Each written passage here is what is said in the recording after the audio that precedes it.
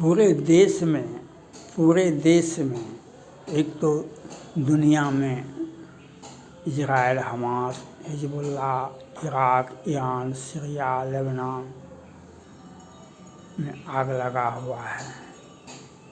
अब भारत में भी ये कोरोना, ये नरसिंहानंद सरस्वती, वे भगवती देवी कोरोना में वे देवी मंदिर के पीठाधीश्वर हैं। उन्होंने बयान दिए जो धर्म से जुड़ा हुआ नहीं था। मैं उनसे यह पूछना चाहता हूँ, जो समुद्र में जब बरमानल उठता है, समुद्र में जब लहर उठता है, उसमें एक पत्थर फेंक दीजिएगा तो बहुत अच्छा होगा, क्योंकि खूंखार जीव जंतु बाहर नहीं आएंगे। जब समुद्र शांत है तब पत्थर फेंकने की क्या आवश्यकता है। जब समुद्र शांत है तब उसमें पत्थर फेंकने की क्या आवश्यकता है।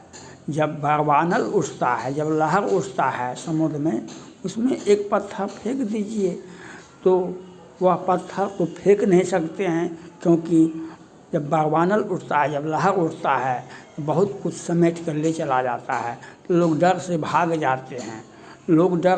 जाते हैं, कहीं हमको न उठा ले। आज जो नरसिंहानंद सरस्वती जी के बयान पर जो बवाल हो रहा है पूरे देश में, मैं इसकी निंदा करता हूँ। अभी तो आपने जो बयान दिया वह किस संदर्भ में दिया? अभी का कौन सा घटना ये हुआ जो आपने इतना बड़ा बयान दिया? जब घटना होता तो आप बयान देते। आपको बयान देने से कौन रोका था? आपको बयान देने से कोई रोका तो नहीं था। आपने बयान, जब घटना हुई आपने सच कहा, लेकिन जब घटना पर तो आप चुप्पी साध लेते हैं। घटना पर तो कोई बोलता नहीं है, घटना पर कोई नहीं बोलता है। आपने देखा तो मणिपुर में एक महिला के साथ ज्यादती हुई तो राहुल गांधी जी, माननीय सुप्रीम कोर्ट के मुख्य न्यायाधीश जी ने तुरंत संज्ञान लिया। लेकिन आज 1 महीना से ज़्यादा हो गया, जो सुप्रीम कोर्ट में बहस चल रहा है, सुनवाई हो रही है, वह केस एक्सेप्ट नहीं हुआ है। वह महिला डॉक्टर के साथ जो रेप किया गया, फिर हत्या कर दी गई, तो हम केस को स्वीकार करने के लिए सुप्रीम कोर्ट जाना पड़ता है। और वहाँ पर क्या क्या सुप्रीम कोर्ट ने एक टीम डॉक्टर की सुरक्षा के लिए 8 घंटे में 12 घंटे में FIR होना, उनकी सुरक्षा और उनका काम करने के लिए माहौल देना जो होता है, 8 आदमी का कमेटी बना दिया गया। ये क्या है? हम ज्वलंत मुद्दों से भाग रहे हैं। हम ज्वलंत मुद्दों से सस्ता और लोकप्रियता बयान दे देना, बस हो गया, टिप्पणियाँ हो जाता है, बस हो गया। हम निर्वाण सरस्वती जी का, नरसिंहानंद सरस्वती जी का हम बयान का आलोचना करते हैं। आप बेमौसम बरसात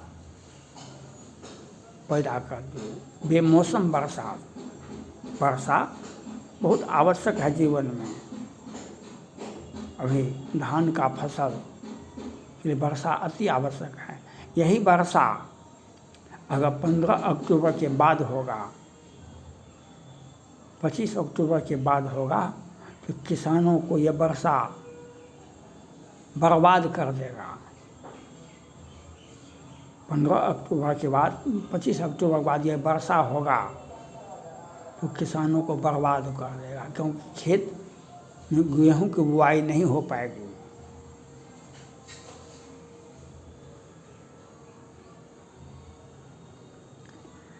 क्योंकि गेहूं की बुआई वर्षा हो जाएगा तो खेत नहीं उठेगा, खेत की जुताई नहीं होगी, वह वर्षा किसानों को बर्बाद कर देगा। वो कहा जाता है चित्रा नक्षत्र आ जाता है तो खेत तीत हो जाता है। खेत तीत क्या होगा, पानी का जमा हो जाता है, नमी सूखता नहीं है, गेहूं का फसल उसकी जुताई होती नहीं है, वह खेत में गेहूं बुआई नहीं होता है। अब गेहूं ही आपके जीवन का आधार है फसल में। तो यह तो बेमौसम बरसात आपने ला दिया और पूरे देश में एक माहौल को गर्म कर दिया। मैं इसकी निंदा करता हूँ। जब घटना होती उस वक्त आप बोलते तो वह सुनने वाला होता। हम प्रतिशोध नहीं लेंगे तो कैसे काम चलेगा। हम तो अब तो हमको तो चीन की जनता की तरह हमको रख देगा।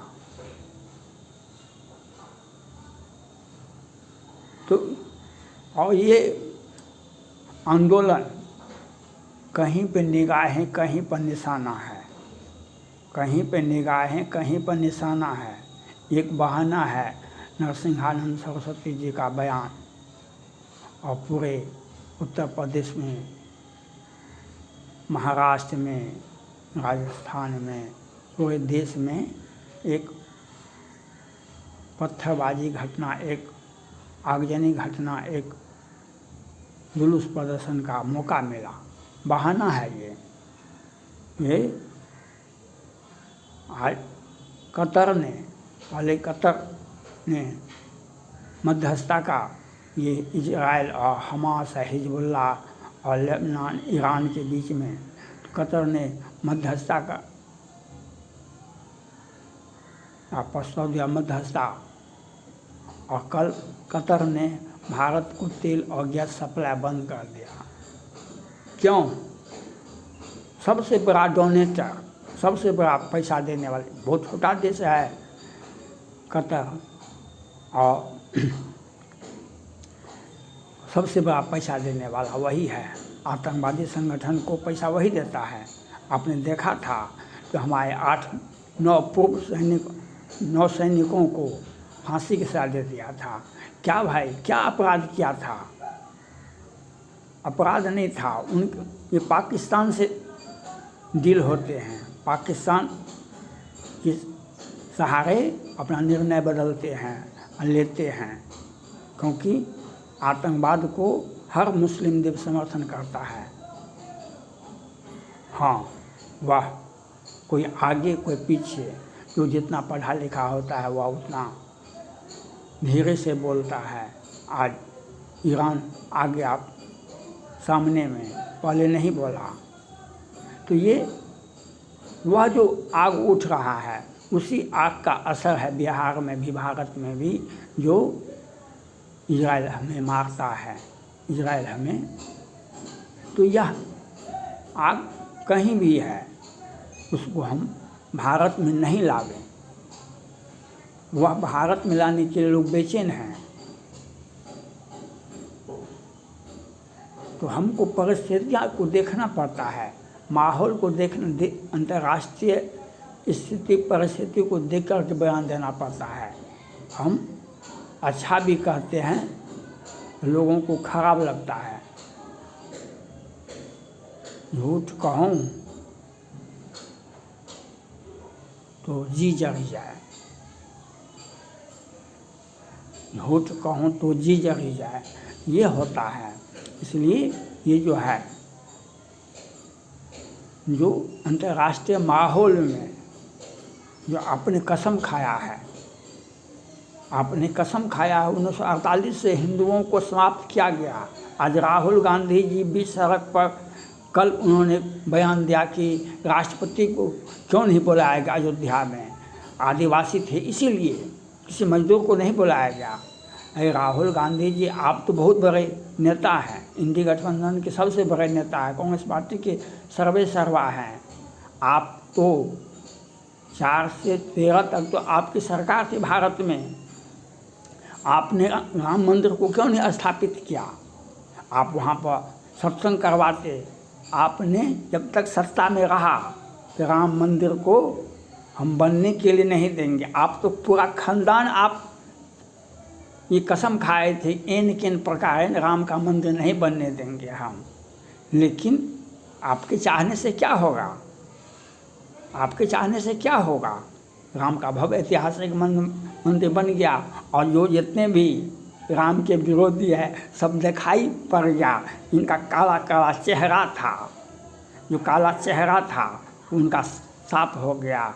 वे गाली देते रहे कोरोना, ये सनातन धर्म ये है वो है, ये उनका चेहरा जो था वह सामने आ गया। अब आपको बोलने के लिए कुछ है नहीं, इसीलिए आप गीत गाते हैं कि आदिवासी थी। आप पर तो केस होना चाहिए राहुल गांधी पर।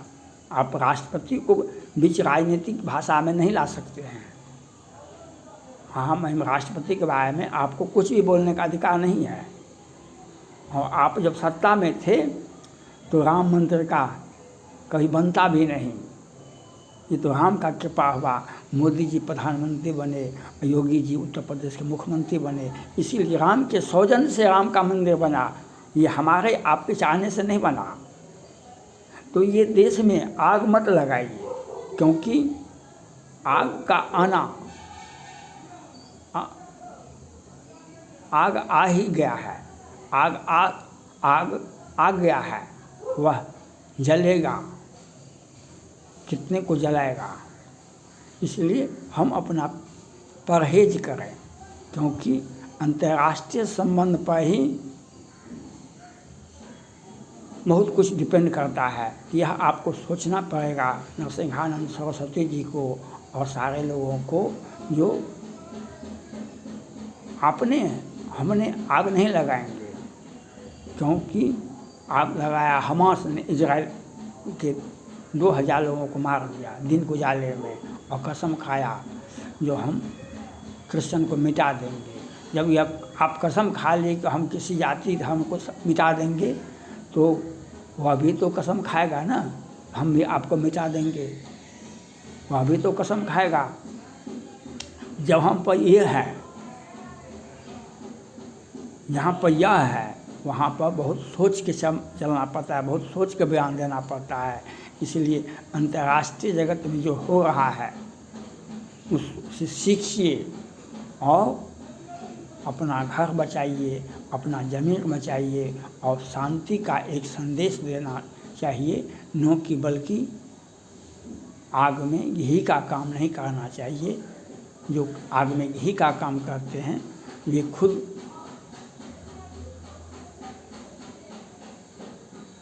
उस आग की लपेट में आ सकते हैं। इसलिए हमको अपना बयान पर परहेज करना चाहिए, क्योंकि आग तो लगा हुआ है, आग लगा हुआ है दुनिया में। वह आग का लपेट भारत नहीं आ सकता, कोई सीमा नहीं है, भारत में नहीं आएगा। इसलिए आपको परहेज करने की आवश्यकता है। थैंक्स।